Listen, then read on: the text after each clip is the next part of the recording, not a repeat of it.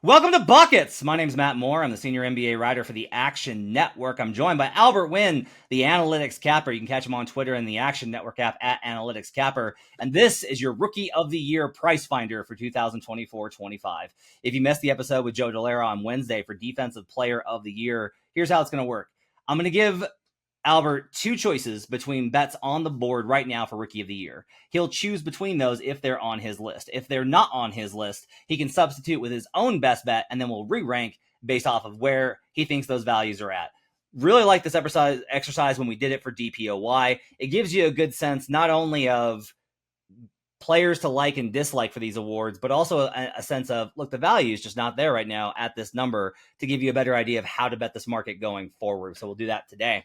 A reminder that everything we talk about can be found in the award-winning Action Network app. You can track your picks. You can track all sorts of picks from Albert Wynn, the Analytics Capper, as well as Brandon Anderson, Chris Raybon, Sean Kerner, and more. If you sign up for a pro account, you can get their picks absolutely instantly. And you can turn on the line pro alerts. I've been using these a lot in the Action Network app where there's numbers in the NFL that I want. Like I want teams, but I only want them at certain numbers. So I don't want them at 4. I want them at 4.5. Like that's my buy point for that team based off of where I think the value is. And being able to set up those markers, I think, is really important so that you don't miss out when a line does pop to it. Because oftentimes, it'll jump to it, and then groups will come in and bet it back the other way, and you missed your window. So getting those line alerts is really valuable in the Action Network app using a pro subscription. Want to let you know that you should also check out youtube.com/the Action Network. You can check out all sorts of great shows like this one over there. Green Dot Daily, getting you set every day to bet. As well as you can catch out our WNBA show, WNBA Buckets. I'm going to be hosting the WNBA playoff preview episode next Friday. Maria Marino, who should be hosting it because she's awesome, has an engagement out of the country. And so I'm filling in with Jim Turvey, and we're going to break down all of the lines. We'll be getting more details on that on the WNBA Buckets feed, which you should already subscribe to because that market is ripe for the pickings. All right, let's get to it. Albert Wynn. Let's go ahead and dive into Rookie of the Year price finder. So I'm going to start you off right at the top with the two shortest numbers on the board. We've got Zach Edey, starting center for the Memphis Grizzlies, is the favorite in the book that I'm using, plus 500. There is a 600 in the market, as Braxton Reynolds told you on our deep dive, but he's at plus 500. Reed Sheppard, guard for the Houston Rockets, is at 600, 6-1. So between Zach Edey and Reed Sheppard, do you have them both on your board? And which one would you choose? Yeah, out of those two, I like Reed Sheppard. I think he's more of an impact player being a guard. So the ball is going to be in his hands a lot more often than someone like Zach Edey. He had a phenomenal summer league, campaign or performance, if you will. Elite shooter, high basketball IQ. The beauty of Reed Sheppard, in my opinion, Matt, is he has the opportunity to integrate with Van Fleet and Dylan Brooks and those guys because they are quality starting guards in this league. Houston is trying to win, right? Ime Udoka is a great coach. And so I think he has the ability to get the numbers and also be impactful in terms of the W column. But that does mean Jalen Green is the person out of the picture. Yeah, so on our deep dive, I talked about this, about how I would not be surprised. Like, one reason not to bet Sheppard right now is we looked at it and almost all of them started. So only Malcolm Brogdon started fewer than 30 games and won Rookie of the Year. That's an all of NBA history.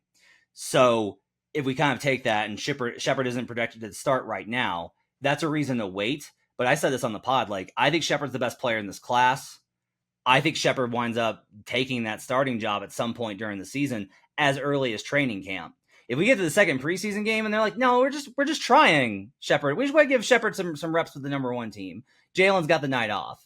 I'm immediately going to have interest in betting Reed Sheppard at that point. Like, I just think it's very likely I think it's possible to likely that Reed Sheppard actually beats out Jalen Green for the starting 2-guard spot, which would be obviously a disaster for Jalen Green and would lead to a trade, but we'll see kind of what happens. That's why I'm waiting, but I understand you putting Reed Sheppard number one because I do like him the best of anybody's chances in terms of their game to win this award. I will ask you, is Zach Edey on your list? He is not, actually, and it's nothing against Edey. It's nothing against Edey at all, personally, or from a basketball standpoint even. It's just I rarely bet, the chalk when it comes to these awards. Like you never see me bet Luka Doncic. He was like 4 years in a row, or maybe 3 years in a row, he was first in MVP, and it just doesn't work out. So that's just like a principle of mine when it comes to betting. Nothing against him, because I think he's going to be pretty solid in Memphis. I think if they bring back the defensive mentality there in Memphis, I think he could be pretty good if they slow down the pace. But Reed Sheppard is, as you mentioned, the best player arguably in this draft, and he has the ability with the ball in his hands to have some very electric nights. Okay, so since Edey's out, I moved him down on our board off of the list. Who is the next guy up for you? I'm going to go with Buzelis out of Chicago. He's very, very sneaky athletic. I was in Vegas to watch some of his summer league performances. I know this is a little cheesy because he's white and tall, but he does remind me of Lauri Markkanen. He just does. He's very linky. He's not as good of a shooter, obviously, but his competitiveness is there. The athleticism is there. There were a couple points in the game that I watched where Chicago just needed a bucket, and it was this rookie out of nowhere that would take his man on one right to the basket. He's a little skinny right now, but I think he's going to get stronger as the year goes on. The big question mark for me is that, does he fit really well in Chicago? I'm not really sure, but I do know I like his game, and again, I love his like competitiveness, his like spirit to try to win. Yeah, he was a dog in summer league. I like seeing that from him. You can hear my thoughts about Buzelis on yesterday's show, including my reservations because he is a G League Ignite guy, and I am terrified of all G League Ignite guys having lost money on both Scoot Henderson and Jalen Green. But again, I think Buzelis was on my list before I started considering that factor, as well as my concerns over whether he's going to start enough of the season. I think we can. I think I'm in the right mindset here. You still have Sheppard 1 and then Buzelis 2nd. I do. Yes, I do. But the question mark with Buzelis is the fit, and also like, is Chicago even going to win 20 games? If you're not going to win 20 games, you're pretty much out of this competition. Okay, so let's move on to the third spot then, and we'll do another setup here. You've got Stephon Castle from the San Antonio Spurs, dishing dimes to Wemby and playing great defense. And then I'm going to give you Zaccharie Risacher, the number 1 pick overall at 13-1. He is the closest thing I have to a best bet, though I'm waiting in this market. Castle is 10-1. Risacher is 13-1. Between those two, which one do you like better? I like Risacher. I know it's a little easy. It's a cop-out, but he is the number 1 pick in this draft. That doesn't mean he's going to have the best year, but getting 13-1 odds for the number 1 pick is amazing value, no matter which way you want to splice it. He's long. He's a 3-and-D type guy. Atlanta is going through, I guess, some sort of transition period, right? They got rid of DeJounte Murray, so they're going to start showcasing some of their younger guys more. So maybe Risacher is not going to start all the games, but I think he's the type of player, and Matt, you're really good at this when it comes to building a portfolio of futures, is I think his odds are going to get shorter and shorter, barring any injuries. Like, he should be getting more minutes as the season goes on. He should be becoming more confident as the season goes on. So this 13-1 could be, 10-1 by New Year's. Yeah, I think he's a good, if nothing else, he's a good CLV sandwich so we can go nom and enjoy the shorter price on him, because I do think he's going to get minutes, right? Even with DeAndre Hunter on that squad alongside Jalen Johnson. With Saddiq Bey gone, there's an opportunity there for him to definitely get minutes. And I think they showed enough in Summer League for it to be like, he may not mess things up. Like, he's not, the biggest thing about I liked from him in Summer League is that it was not loud. His mistakes weren't loud. He wasn't out of control. He didn't look like he didn't belong. He wasn't like, even the good players that are kind of raw are like, oh, wow, did you see that athleticism? Did you see that move that he made, on top of like, yeah, he was lost half the time. Risacher looked like he fit, like he belonged and knew how to play. I think that there's real value on that. Is Stephon Castle on your list? He is not. I like Risacher much better. Yeah. Okay. All right, so let's move Risacher up. Who do you want to put in replacement for Stephon Castle? Let's go with Carlton Carrington out of Washington. I know it's going to be Bub Carrington. Bub. I mean, that was my tagline. He has a nickname, right? He has a nickname to win, so that's amazing already.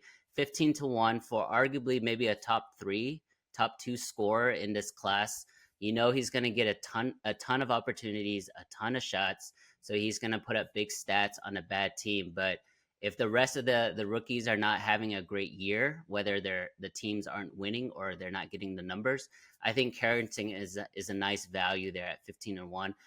I still have him a little below Risacher, but it's nice to just have a player that could average 20 a game.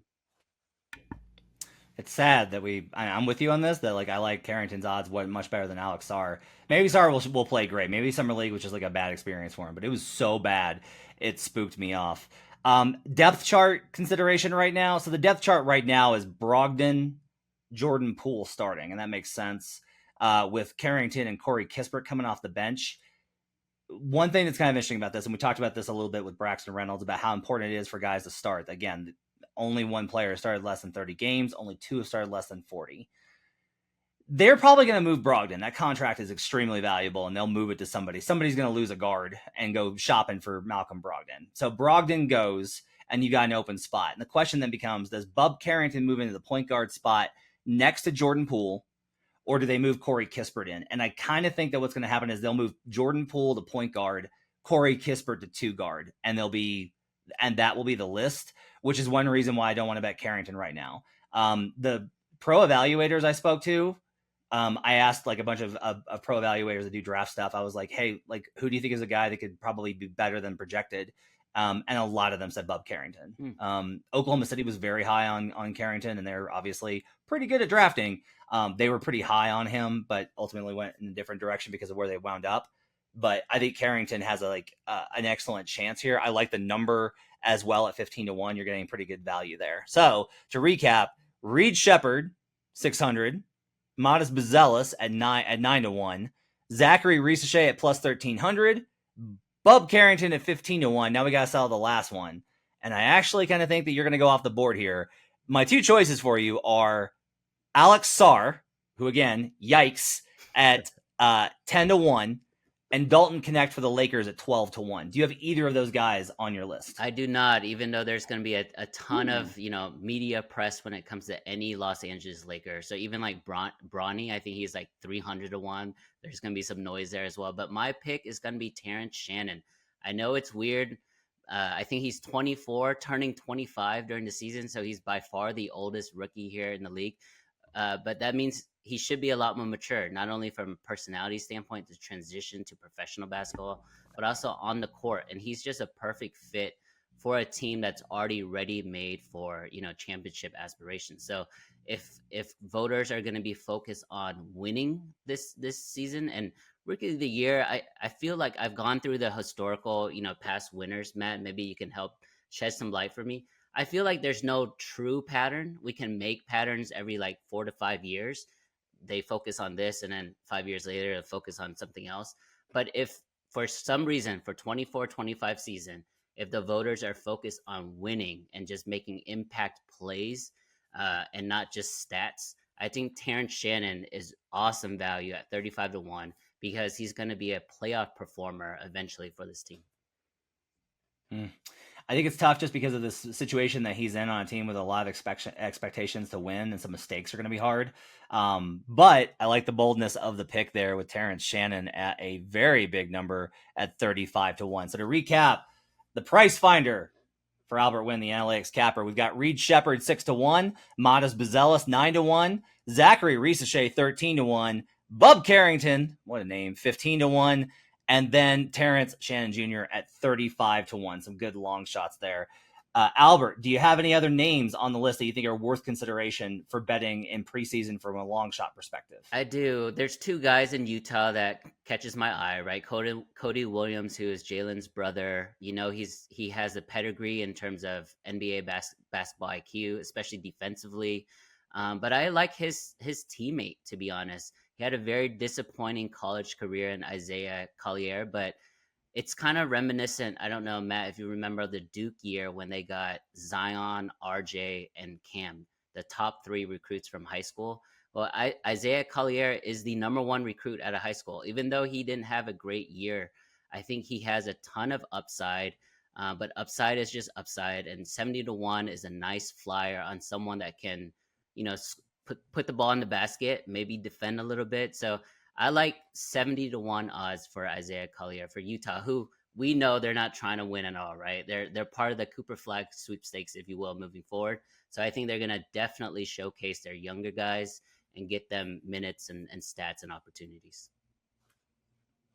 While I've got you here, so your list is pretty heavy. Like you mentioned, you're not taking any of the short guys. You're not taking almost any of those of the guys that are short. Your board is mostly numbers in the 4 digits or longer.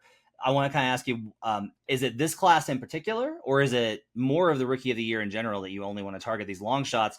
Because there is a lot of data that the top pick wins a lot of the time. Top 3 picks win a huge percentage of the time. I was curious why your board leans a little bit more to the long shots. Yeah, it's a very valid question. I think it's a little bit of both. I think it's such a, I mean, people call it a weak class. I'm just going to call it a deeper class, right? It's not as top heavy in my opinion, but I think there's just a lot of value with guys, with longer shots, because I think they're going to get the numbers. They're going to get the opportunities. They're on teams that are not only building for this year, but building for 3-4 years down the line, which is Utah, which is Washington.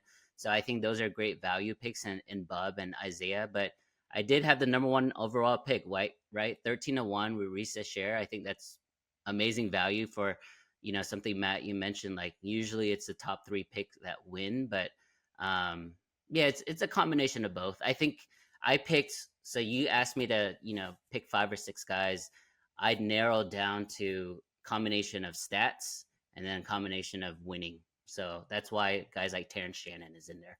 All right, it's going to do it for buckets for today for Price Finder. Thanks to Albert Wynn for joining me, and appreciate him breaking this all down. You can check out a version of the show at youtube.com/The Action Network. Join us next week as we're going to do MVP. We're going to start with Brandon Anderson's going to give us a deep dive and I'm dragging Brandon back to do an MVP deep dive. Brian Fonseca is going to give us an idea of who you absolutely cannot bet. Going to be a hater extravaganza on that episode. We'll do Price Finder as well and get some best bets episodes. Going to be awesome. It's going to be absolutely phenomenal. Check us out next week for MVP week. My thanks to David Payne, our producer, as well as Tito for getting us up on youtube.com/The Action Network. Check out all the great shows. Have a great weekend. We'll see you guys again next time. Until then, let's get buckets.